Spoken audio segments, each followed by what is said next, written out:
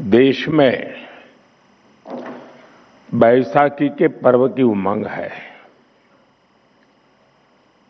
कल देश के अलग अलग हिस्सों में नववर्ष भी मनाया जाएगा।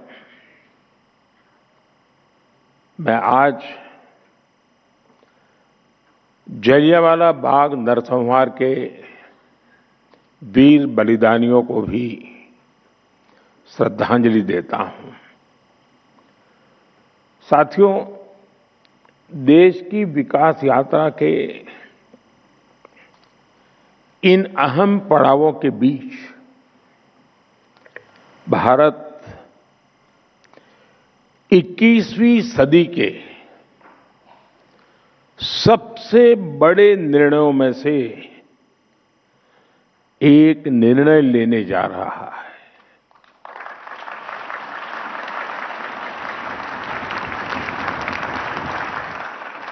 मैं बहुत जिम्मेवारी के साथ कह रहा हूं कि 21वीं सदी के महत्वपूर्ण निर्णयों में से एक महत्वपूर्ण निर्णय ये है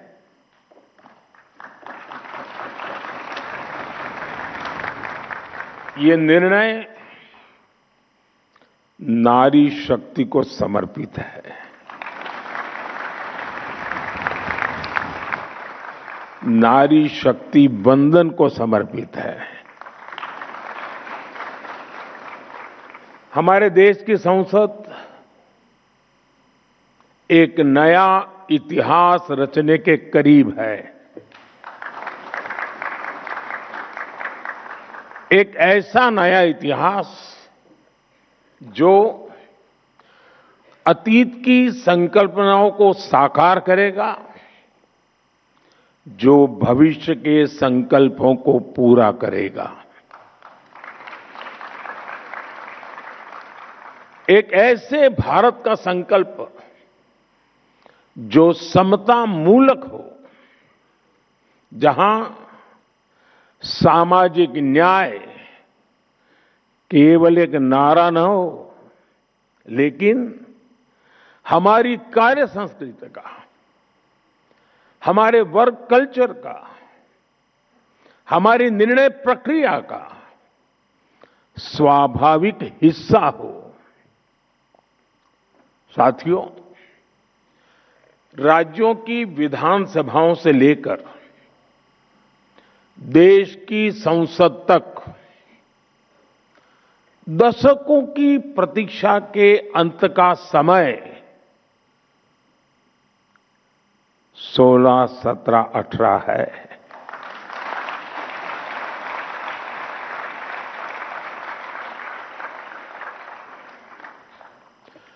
दो 2023 में नई संसद में जो नया भवन निर्माण हुआ, उसमें हमने नारी शक्ति वंदन अधिनियम के रूप में प्रथम कदम उठाया था। वह समय से लागू हो सके, महिलाओं की भागीदारी हमारे लोकतंत्र को मजबूती दे, इसके लिए 16 अप्रैल से संसद के बजट सत्र की विशेष बैठक का आयोजन होने जा रहा है। और उसके पहले आज नारी शक्ति वंदन का ये कार्यक्रम, मैं इसके लिए इस कार्यक्रम के जरिए हमें देश की कोटि कोटि माता बहनों का आशीर्वाद मिल रहा है। और मैं इस कार्यक्रम में आपको कोई उपदेश देने नहीं आया हूं, न ही मैं आपको जगाने आया हूं। मैं आज आया हूं आप सबके, देश की कोटि कोटि माताओं बहनों के आशीर्वाद लेने के लिए।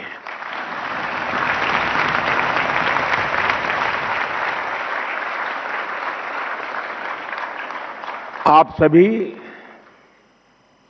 देश के कोने कोने से आई हैं। मैं आपकी इस उपस्थिति के लिए, इस महत्वपूर्ण काम के लिए आपने जो समय निकाला है, इसके लिए आपका हृदय से अभिनंदन करता हूं। साथ ही भारत की सभी महिलाओं को एक नए युग के आगमन की बधाई भी देता हूं। साथियों, लोकतांत्रिक संरचना में महिलाओं को आरक्षण देने की जरूरत दशकों से हर कोई महसूस कर रहा था, चर्चा भी होती थी। इस विमर्श को करीब करीब 4 दशक बीत गए, 40 साल बीत गए। इसमें सभी पार्टियों के और कितनी ही पीढ़ियों के प्रयास शामिल है।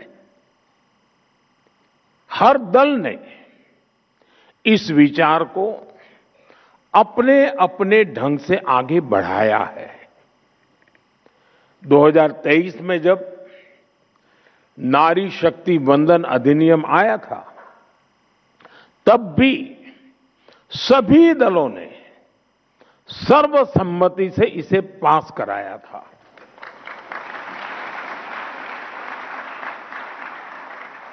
और तब एक सुर में ये बात भी उठी थी कि इसे हर हाल में 2029 तक लागू हो जाना चाहिए।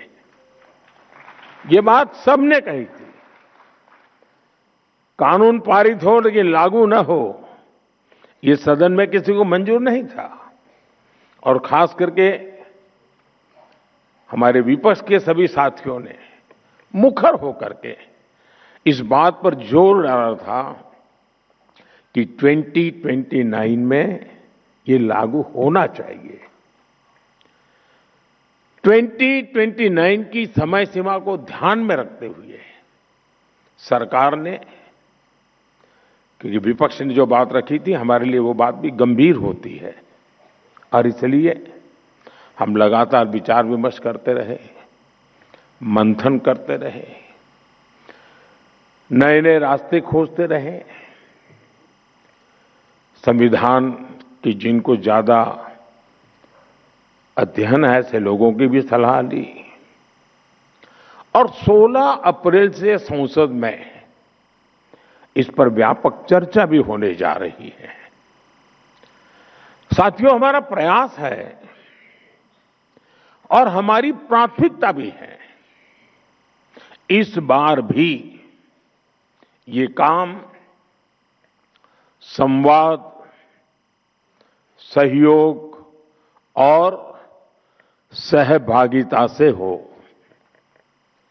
और मुझे पूरा विश्वास है कि जिस प्रकार से इस अधिनियम को पारित किया गया था और संसद का, सदन का गौरव बढ़ा था, इस बार भी सबके सामूहिक प्रयास से संसद की गरिमा और नई ऊंचाइयों को छुएगी।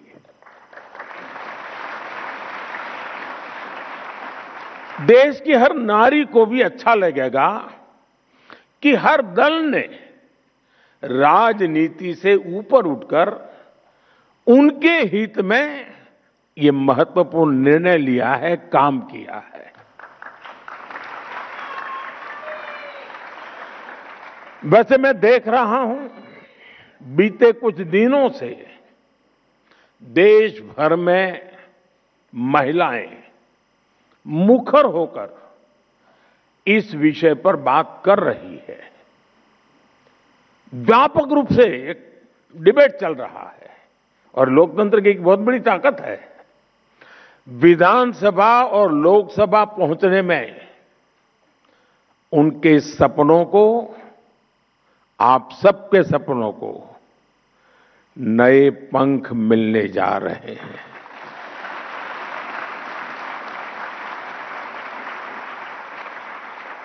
मैं अनुभव कर रहा हूं, देश में एक सकारात्मक माहौल बना है।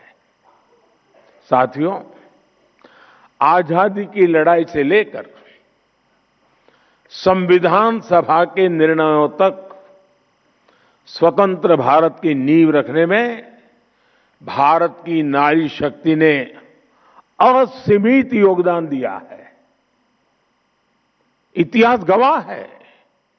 और आजादी के बाद भी जिन महिलाओं को प्रतिनिधित्व का मौका मिला, उन्होंने देश के लिए बहुत शानदार काम किया है।